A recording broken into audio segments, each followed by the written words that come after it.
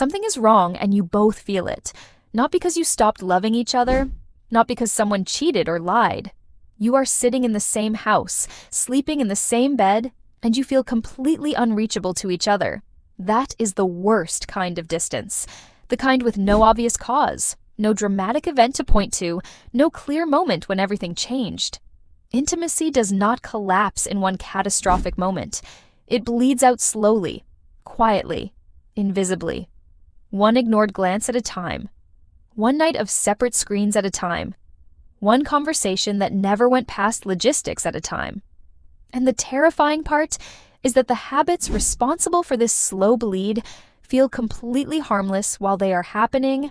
That distance accumulating between you right now is not bad luck.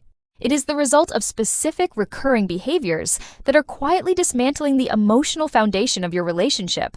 These are not dramatic betrayals, they are microscopic. They fly completely under the radar until the damage is severe and the gap feels impossible to close. We are going to expose 11 of them today. Some of these will be uncomfortable to recognize in yourself. Good. Discomfort is the beginning of change. If you do not recognize and stop these habits, you will eventually wake up next to someone who feels like a stranger you once knew deeply and cannot find your way back to.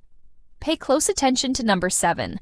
It is something you almost certainly did this morning, and your partner's nervous system registered it before you even finished your coffee. Hit the like button now so this reaches other couples who are silently drifting apart without understanding why. The first intimacy destroyer is the normalization of micro-rejections. We tend to think of rejection as something dramatic. A refused kiss, a cold shoulder after a fight, a door slammed. But the kind of rejection that quietly destroys long-term intimacy is far smaller than any of that.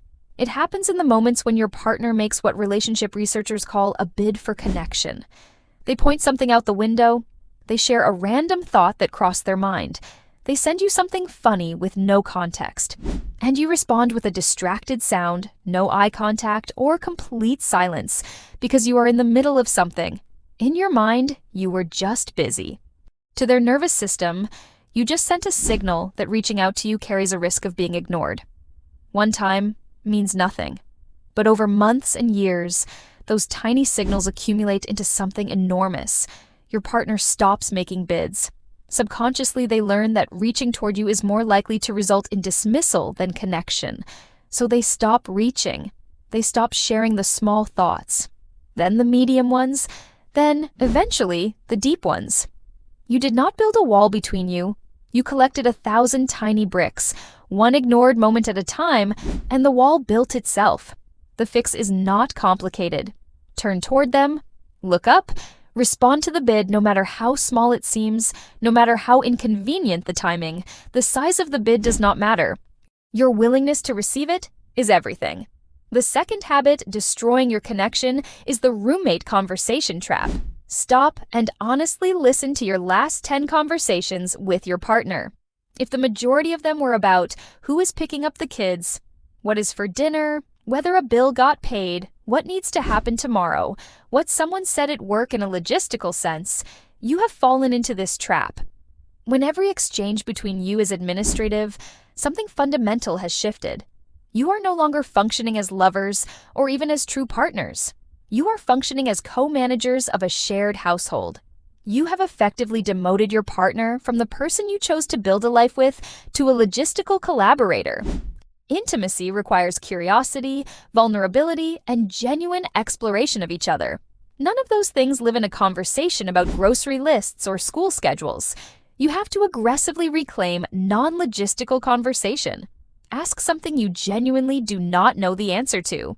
Talk about a fear you have not said out loud. Discuss something that has absolutely nothing to do with the house, the children, or the calendar. The relationship needs conversational oxygen that logistics cannot provide. The third intimacy killer is preemptive defensive posturing. You have been with this person long enough to predict their patterns. You know when they are likely to bring something up. You know their tone when they are frustrated. And because you have learned to anticipate friction, you walk into the room already armored before they have said a single word. Jaw tight, tone clipped, body language closed, ready to defend yourself against a criticism that has not happened yet. This preemptive defense is one of the most destructive dynamics in a long-term relationship because it guarantees the outcome you were trying to avoid. Your partner feels your wall before they open their mouth, and their own nervous system shifts into a guarded state in response. The temperature of the room changes the moment you walk into it. You have now generated the exact conflict you were trying to prevent, without either of you having said anything yet. Intimacy requires the discipline to walk into the room open, to assume positive intent even when your history makes that feel risky. That is not naivety. That is the only version of you your partner can actually connect with. Number 4 is phone snubbing. You probably believe that scrolling through your phone while sitting next to your partner is neutral downtime. You are tired. You are not doing anything harmful. You are just relaxing. It is not neutral. When you consistently prioritize a screen over the person physically present inches away from you, you are introducing a third presence into your shared space. And that presence is competing for your attention and winning. The message your partner receives is not that you are tired. The message is that whatever is on that screen, curated content from people you do not even know, is more worthy of your engagement than they are. That is not the message you intend to send. But intention is irrelevant. Impact is what matters. And the cumulative impact of chronic phone use in shared intimate space is a slow, steady erosion of the feeling of being chosen, of being the most interesting thing in the room to the person who is supposed to know you best. Set concrete boundaries. A phone-free window every evening. A rule about screens during meals. Protect your shared attention the same way you would protect any other resource that is finite and essential. If you cannot put your phone down for an hour to simply exist with your partner, you are making a choice. And that choice has a cost that accumulates invisibly until the damage is impossible to ignore. The 5th destructive habit is the score-keeping mentality. This is when your relationship silently devolves into a ledger. You track every chore you handled, every compromise you made, every time you initiated affection, every time you apologized first. Then you weigh it against what your partner has or has not contributed. You cooked 3 nights this week. They owe you. You apologized last time. This time you are not backing down. You always initiate. Why should you have to do it again? The moment your relationship becomes transactional, unconditional love is already gone. You have replaced it with a system of debts and repayments. You stop seeing your partner as a person you chose. You start seeing them as a debtor who is perpetually behind. Every interaction gets filtered through a lens of fairness, accounting, rather than genuine care. And nobody can feel truly loved by someone who is quietly calculating what they owe. Nobody can sustain love for someone who is keeping a running tally of their deficits. The ledger has to go. Generosity cannot coexist with scorekeeping. Number 6 is withholding affirmation. Early in the relationship, you were generous with your words. You told them how they looked. You said you were proud of something they did. You acknowledged small efforts. You made them feel chosen, specific, and seen in spoken, tangible ways. Then comfort set in. You got used to each other. You stopped saying the things you used to say because you assumed they already knew. That assumption is one of the most quietly devastating forces in a long-term relationship. The attachment system does not run on assumption. It requires consistent, verbalized, specific affirmation from its primary bond, not occasionally when the mood strikes. Consistently. When that affirmation stops, the nervous system does not default to feeling secure. It begins scanning for threat. Your partner starts to quietly wonder whether you still find them attractive, whether you still respect them, whether you still actively choose them. That wondering does not stay quiet forever. It becomes a low-grade anxiety that colors every interaction between you. That silence you assumed was neutral is actively destructive. It creates a vacuum. Insecurity moves in. Say the things out loud. Be specific. Make it a habit. Not because they do not know, because knowing and hearing it from you are entirely different things, and only one of them actually sustains the emotional bond. Pay close attention to number 7, because this one is silently operating in almost every relationship that is struggling and almost nobody identifies it by name. It is called prioritizing intent over impact. Your partner tells you that something you did or said hurt them. Your immediate reaction is to defend your intention. You did not mean it that way. They are being too sensitive. You had no bad motive, so the pain they are describing must be an overreaction. This response is one of the most damaging patterns in intimate relationships because of what it communicates underneath the words. It tells your partner that their emotional experience is only valid if you deliberately caused it, that unless you meant to hurt them, the pain is not real, that your intentions are more important than their experience. That is not how emotional safety is built. In moments where your partner is hurting, the accuracy of your intention is not what matters. What matters is that your action produced real pain in someone you love. The only response that actually builds intimacy in that moment is to drop the defense, fully acknowledge the impact, and say clearly that you did not intend to hurt them. But you can see that your action did, and you are genuinely sorry for that. That response costs your ego something. It is supposed to. That cost is exactly what emotional intimacy requires. The eighth intimacy killer is the compulsive reflex to fix. When your partner comes to you overwhelmed, stressed, or in genuine emotional distress, your immediate instinct is to solve the problem. You offer solutions, you suggest action steps, you reframe the situation in a more productive way. This is well-intentioned and it is almost always counterproductive. In states of high emotional activation, your partner is not looking for a consultant. They are not looking for someone to manage the problem. They are looking for a witness, someone who will sit with them in it without rushing to move past it. When you leap immediately to fixing mode, you accidentally communicate that their emotional state is an inconvenience to be resolved as efficiently as possible rather than an experience worth sitting with. They do not feel heard. They feel processed. Intimacy is built in the exact moments where you resist the urge to fix and instead stay present in the discomfort. It is built by saying that sounds incredibly hard and meaning it and not following it immediately with, "But have you tried?" Habit number 9 is ritualized neglect. These are the daily moments of transition that have completely lost their emotional weight. The reflexive, robotic peck on the cheek as you rush out the door in the morning. No eye contact, no real presence, just a box checked before the door closes. The return home after a long day, walking straight to the phone or the television or the mail before you have made any real contact with the person who has been waiting for a version of you that is actually present. These transition moments are not small. Psychologically, arrivals and departures carry enormous weight in a relationship. They are among the clearest signals your partner receives about where they fall on your list of priorities. When you consistently invest your first energy in anything other than genuinely reconnecting with them, you are training their nervous system to expect to come last, to be greeted by your attention only after everything else has been attended to. Over time, that signal becomes a pattern, and the pattern becomes what they expect from you, and eventually, what they stop hoping to change. Reclaim these transitions deliberately. Full eye contact when you leave. An embrace of real duration when you return, not a check. An actual moment of physical presence together before you engage with anything else the house or the evening demands. The household will wait. The relationship cannot continue to. Number 10 is weaponized incompetence. It disguises itself as harmlessness. Sometimes it even reads as humor. It is one of the more corrosive patterns on this list precisely because it is so easy to deny.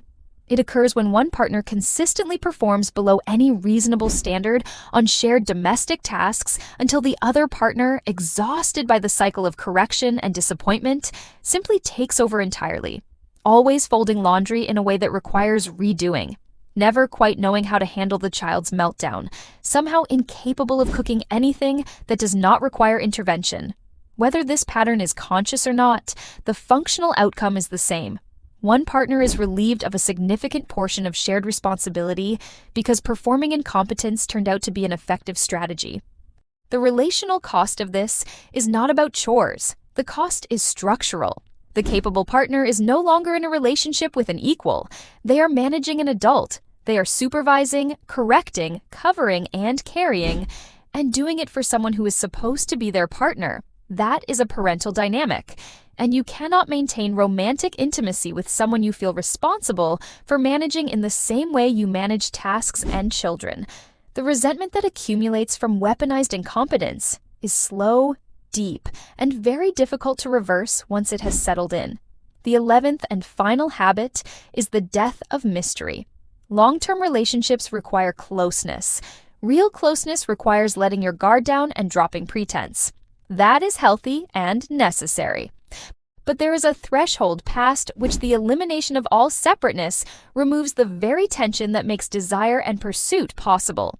When there is no privacy between you, no individual space, no effort to present yourself intentionally, no dimension of your life that your partner remains genuinely curious about, there is nothing left to discover. Desire requires some degree of distance, not emotional distance, psychological separateness. You cannot long for someone you are entirely fused with. You cannot pursue someone who holds nothing back, has no interior life of their own, and exists entirely within the shared domestic space you both occupy. This is not about performing or pretending. It is about remaining genuinely yourself, with interests, perspectives, and a private interior world, rather than dissolving completely into the identity of the relationship. Maintain individual pursuits. Preserve some physical privacy. Show up for your partner with real effort the way you would if you were still actively trying to earn their attention. Mystery is not manufactured. It is what remains when two people choose to remain distinct individuals rather than collapsing into a single shared identity with no separateness left. When you recognize these habits in your own behavior, do not panic. Do not overreact with a grand gesture that tries to compensate for months or years of accumulated distance in a single evening. That is not how this works. The way back is not dramatic. It is systematic. It is a sequence of small, deliberate corrections made consistently every day until the pattern changes. First, audit your own behavior only. Stop analyzing your partner's contributions to the distance and look strictly at yours.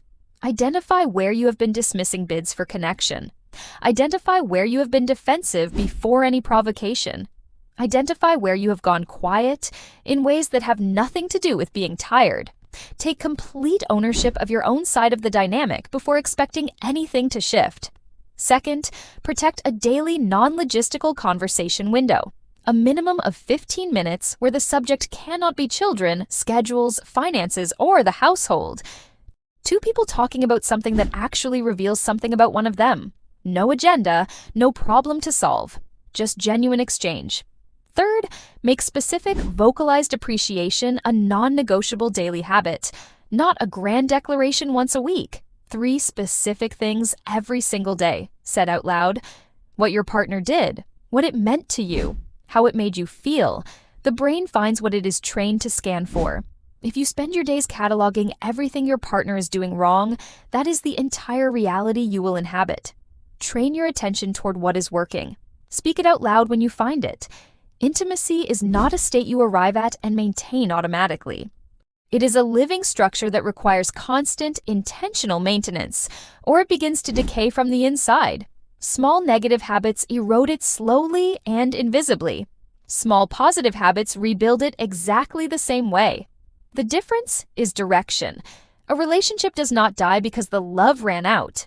It dies because the attention did. Because the small things that built the connection got quietly replaced by small habits that dismantle it. The distance you feel right now is real, but it is not permanent unless you choose to leave it unaddressed. The rebuild is not complicated. It is not expensive. It is not dependent on your partner making the first move. It is dependent on you deciding to stop waiting and starting today, because the longer you wait for an easier moment, the further apart you drift. Subscribe to the channel if you want to keep going deeper into the real psychology of connection and long-term relationships. Hit the like button so this reaches couples who need it but would not know to search for it. Share it with someone whose relationship might be quietly suffering right now. And leave a comment below telling us which of these 11 habits you recognize most clearly in yourself and what you are going to do differently starting today.